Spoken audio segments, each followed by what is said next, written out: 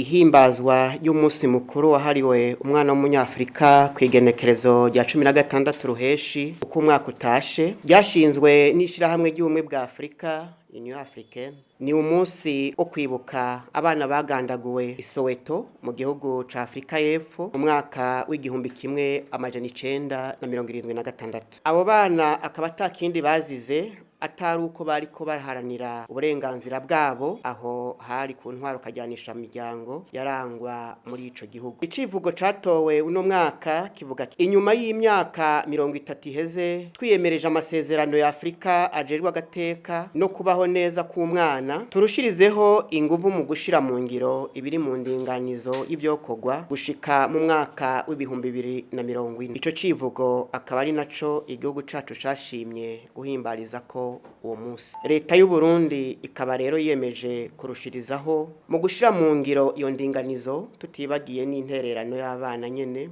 biciye muri ryahuriro ryabo. Nga mu gihugu cacu uwo munsi uzohimbazwa kw'igenekerezo rya 17 ruheshi umwaka w'ibihumbi 2021. Hakaba rero hatekanijwe kugendera ikibanza Sobel kiri muri zone Maramvya, komine Mutimbuzi, intara ya Bujumbura. Kakazoba ari n'akaryo ko gushigikira abana bakozweho n'imyuzurira ihitiye mu Gatumba no mu Kajaga. Tuboneyeho akaryo ko gutumira abarundi bose kwibuka uyu munsi udasanzwe no kugirira umunsi mukuru abana babo eka n'abandi bana batishoboye bo mu kibano aho bahera. Ku bana bose bo mu Burundi nabo muri Afrika tubifurije umunsi mukuru mwiza. Imana ibahezagire.